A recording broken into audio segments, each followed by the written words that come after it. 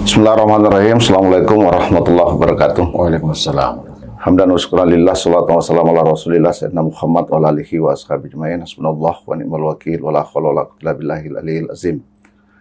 Alhamdulillah, pada kesempatan yang berbahagia ini kita berjumpa dengan Profesor Dr. K. Haji Muammar Bakri LC.MA sebagai narasumber kita di klinik pendidikan yang dilaksanakan oleh Majelis Ulama Provinsi Sulawesi Selatan. Yang menjadi host adalah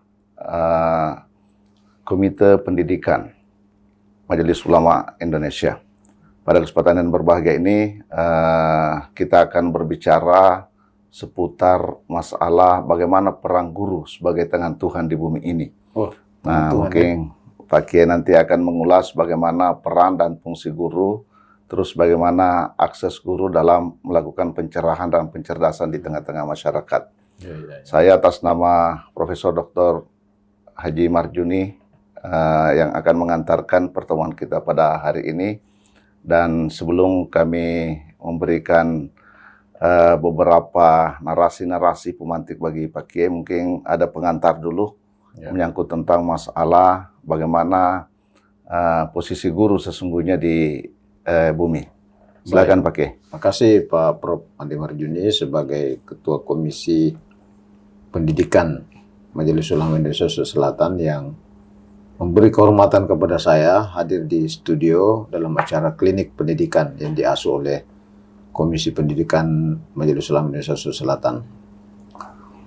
Sesungguhnya kehadiran manusia di muka bumi ini adalah mandataris Tuhan sebagai pengganti Tuhan dalam berbagai aspek kegiatan manusia. Itulah artinya khalifah. Khalifah antara lain artinya adalah pengganti. Jadi yang menggantikan tugas-tugas Tuhan di bumi ini adalah manusia. Tidak mungkin Tuhan yang langsung datang di ruang-ruang kelas mengajar anak santri atau siswa. Guru itulah yang menjadi perantara. Dan semua kegiatan kita, apapun itu mewakili Tuhan. Jadi seorang yang bekerja di kantoran misalnya, yang menata, yang mengatur kantor, itu juga kerja Tuhan. Tuhan kan memiliki peran yudabbirul amrah. Ya, mudabbir. Mudabbir itu artinya yang mengatur, yang menata. Pengantin. Ya. Sama juga misalnya guru adalah mengajar ilmu pengetahuan. Nah, orang yang mengajar ilmu pengetahuan itu kan alim. Alim itu orang yang punya ilmu. Muallim. Nah, sementara al-alim itu adalah sifat dari Tuhan yang ada dalam Asmaul Husna. Jadi, seorang yang memiliki ilmu pengetahuan itu diberikan atau dipinjamkan ilmu dari Tuhan untuk kemudian dia mengajarkan kepada orang lain. Karena Allah itu wa yu'allimuhumul kitaba wal hikmah wa yuzakkihim. Ya, jadi Allah yang mengajarkan Alkitab kepada Nabi Muhammad SAW. Allah yang mengajarkan segala-galanya kepada manusia. Nah, posisi inilah yang menjadi tugas guru untuk mengajarkan ilmu pengetahuan itu. Ya, sama misalnya statusnya ketika ada yang pilih profesi bagi petani misalnya. Petani itu juga di bumi ini. Ya, kan tidak mungkin Tuhan yang langsung pergi menanam padi. Ya. Tidak mungkin kan. Nah, tapi petani itu diberikan anugerah oleh Allah, diberikan kekuatan oleh Allah, pilihan untuk menjadi petani. Ya. Lalu dari hasil pertaniannya itu orang lain makan. Jadi Harik yadaka. ya harik yadak. Ya pakai domir ya. Akademi. Pakai domir ya limamu. Ya. Pasti kau dapat sesuatu. Ya, kamu tuh dale. Kamu tuh dale. Ya. Jadi Al-Quran kan mengatakan antum tazra'unahu am nahnu zari'un. Apakah kau yang tanam atau kami yang tanam? Tanam. Berarti kan Ya. Allah yang tanam. Cuma melalui tangan petani. Petani. Ya. Allah yang memberikan kehidupan kepada padi itu supaya tumbuh menjadi padi. Tanaman itu menjadi tanaman-tanaman. Cuma perantaraan lewat tangan petani. Nah, begitu juga guru. Allah yang mengajarkan sebenarnya ilmu pengetahuan, cuma melalui perantaraan guru. Oh. Nah, inilah pentingnya berdoa sebelum belajar. Ya. Ya, karena guru itu hanya menjadi perantara, wasilah, Wasilah. tarikah ya. Terikat. Ya. Kan ada tadi kaidah, ada sering saya dengarkan kaidahnya ada Promarjuni at-tariqatu ahammu minal Madah. minal madda ya. Jadi metode lebih penting dibandingkan materi.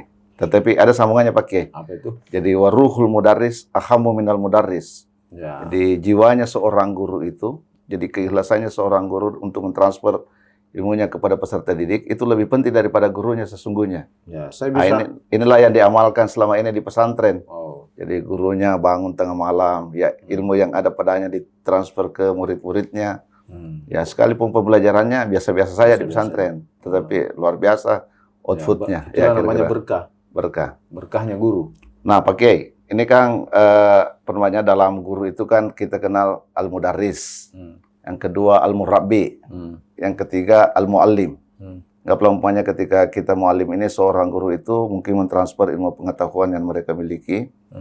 Kalau posisi al-mudarris atau al-murabbi ini bukan hanya sampai mentransfer ilmu pengetahuan, tetapi termasuk bagaimana membranding adat-adatnya, bagaimana membentuk karakternya, bagaimana membentuk moralnya.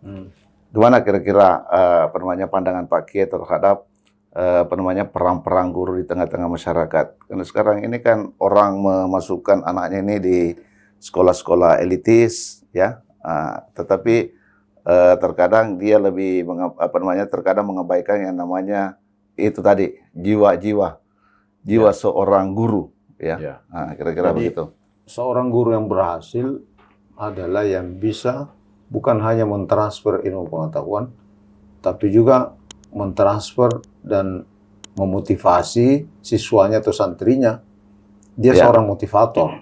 Motivator. Jadi kalau seorang guru itu hanya absen lalu kemudian keluar setelah mengajar, itu belum berhasil sebagai guru. Seharusnya guru itu di-upgrade sebagai motivator. Artinya kalau ada guru yang bisa, yang berhasil memberi motivasi kepada santrinya, guru itu sudah berhasil. Berhasil. Kenapa? Seperti yang disampaikan tadi, madda itu misalnya, kita hanya mungkin dapatnya di kelas, taruhlah 30 menit. 30 menit. Ya kan? Nah, itu sudah selesai.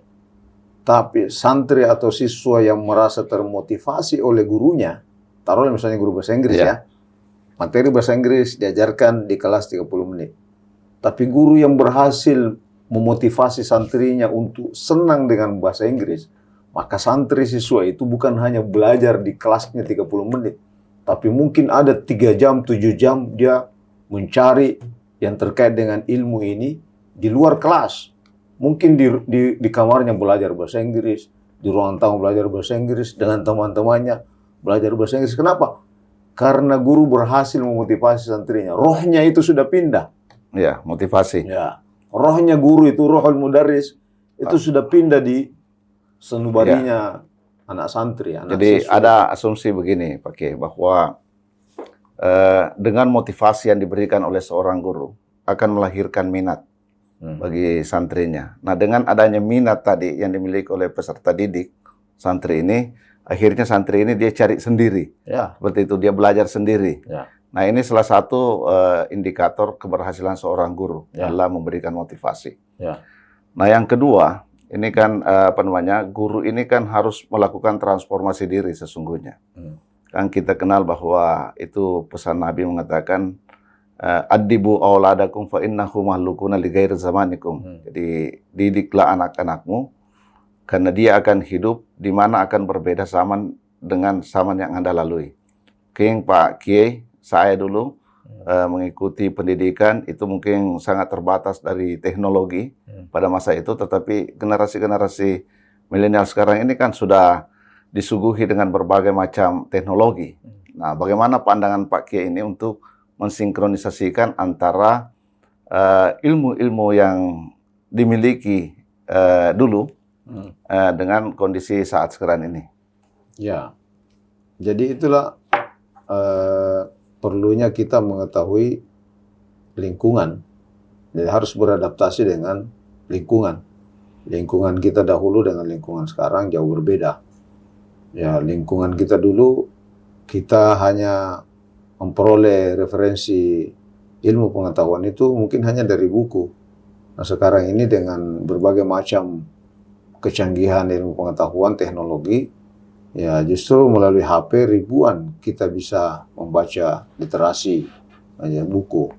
Artinya ya memang zaman now sekarang ini zaman digital, kadang ya kalau guru tidak bisa membuka diri, hanya berpikir dalam kotak, dia belum berusaha untuk out of the box, ya, ya jadi akan pasti ketinggalan dengan siswanya. Mungkin siswanya sudah pernah membaca, tapi ya gurunya karena mungkin tidak dekat dengan referensi yang lebih canggih lagi melalui digital, ya guru itu tertinggal gitu. Ya, jadi intinya ini guru harus mengakses ilmu pengetahuan karena guru ini sesungguhnya adalah tangan Tuhan di bumi, sehingga bisa melahirkan khalifah-khalifah di masa-masa yang akan datang. Jadi guru itu adalah pengganti Tuhan, untuk mengajarkan ilmu pengetahuan. Wa 'allama Adam al-asma kullaha. Ya, kullaha. Jadi Allah yang mengajarkan kepada Nabi Adam ilmu pengetahuan al-asma. Ya. Nah, selanjutnya Adam berikutnya, kita ini Adam. Ya. Nah, itulah yang mengajarkan ilmu pengetahuan. Yang sesungguhnya itu adalah ilmu dari Allah Subhanahu wa Ta'ala. Jadi pada hakikatnya ilmu ini berasal dari Allah. Dan ini guru ini sebagai wasilah, untuk menyampaikan kepada peserta didik, ya, untuk peserta didik atau murid-murid yang diajarkan. Saya kira cukup Pak Kiai pertemuan kita pada hari ini, dan tentu banyak pencerahan kita yang disuguhkan kepada kita semua, terutama pada bagaimana peran guru dalam membentuk sumber daya manusia peserta didik yang sesungguhnya. Yang kedua adalah bagaimana peserta didik ini atau guru ini mampu memiliki kemampuan literasi yang baik. Dan pada intinya tadi yang disampaikan oleh Pak Kiai ini, guru itu harus memiliki attitude. Nah, jadi attitude ini dengan jiwa, dengan ruh, karakter yang harus dimiliki oleh guru untuk senantiasa meningkatkan dan membranding peserta didik sehingga generasi bukan hanya kaya dari segi intelektual, tetapi ia senantiasa memiliki moral yang matang dalam menatap kehidupan di masa yang akan datang. Mantap. Terima kasih banyak Pak Kiai. Dan saya kira sampai di sini kebersamaan kita, dan saya kira program ini disponsori oleh Komisi Pendidikan Majelis Ulama Provinsi Sulawesi Selatan. Mudah-mudahan apa yang kita bicarakan pada hari ini mampu kita aplikasikan di tengah-tengah umat manusia. Saya kira seperti itu Pak Kiai. Dengan ucapan, marilah kita menutup. Mungkin ada statement terakhir oleh Pak Kiai. Silakan. Sebagai wakil Tuhan, ya kita perlu memperkaya diri agar guru itu menjadi tugasnya sebagai wakil Tuhan maksimal. Ya.